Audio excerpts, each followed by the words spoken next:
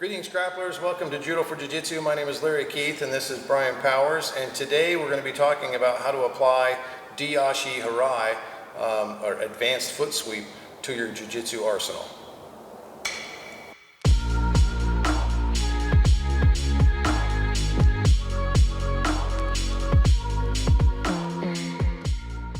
So de-ashi-harai means advanced foot sweep or forward foot sweep. So what that means for us is whichever foot Brian has forward is the one that I'm going to sweep. And I want to sweep it in a manner that crosses in front of him, so kind of crossing him up. So I take the bottom, the sole of my foot, I turn my foot on its edge, and I catch his foot with it and sweep it across in front of him like this. That's kind of the gist of it. I'm also adding some hand technique, some tewaza in there, turning his body to make it fall in the direction of where his foot is taken away. Now typically in Judo we're doing this in a more upright posture, so we're maybe for a drill we'll walk back and forth a little bit, and then I try to get the timing to sweep his foot before the weight transfers onto his foot and his foot becomes planted onto the ground. Once that weight transfer happens and he's heavy on that foot, it's just not going anywhere, right?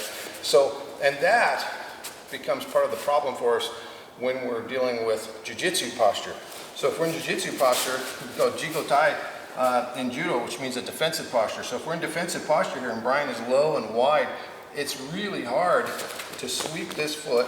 It's also unlikely that he's going to walk backwards and forwards with me like we would do in probably a judo situation. In judo, we're moving around a little bit more, trying to create some momentum, right, so that we can execute some throws and make use of that momentum. In jiu-jitsu, not so much, right? We're in that lower, more crouched posture.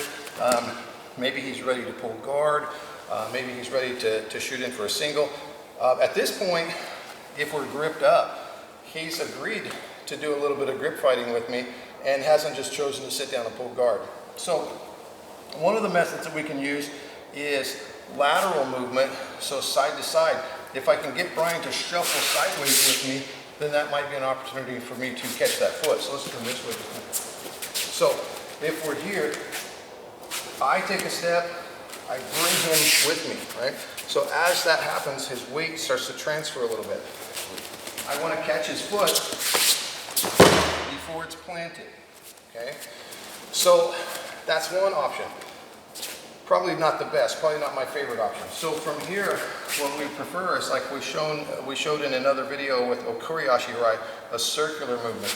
So if I can either take a step forward and pull Brian to make him take a circle step, or let me get back to position, or I can step back with my right leg and pull, and as he tracks me, as he comes in with me, then it's likely that I can catch that foot. So we go from here, I step back, I pull, I sweep, and we land in a good position here for a follow-up. So whatever I want to do at the end of that, if I want to move into arm bar, if I want to move into a pin, the opportunity is right there. What I don't want to do is simply throw the opponent away. So there's a chance that maybe if I get his weight to shift back, I can sweep, he'll fall, and I lose control of him. I don't want to lose control of the guy, right?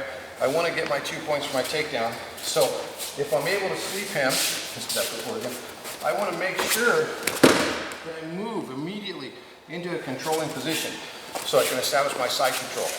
So another angle on that. So here, got Brian in the standard grip, right here. We're in here. I take a step back with my right foot. As I take a step back, I pull with my right hand, forcing him to take a bit of a circle step. Now, he's not going to just stand there. If he just stands there and doesn't get pulled, right, it gives me opportunity to come in for an osotogari or a kosotogari, something like that. So as I step back, he's going to move with me to try to square up, right? So when he does that, that's when I take advantage, get the sweep, right? So your timing has to be right for foot sweeps. That's the hardest part about foot sweeps, is your timing has to be accurate.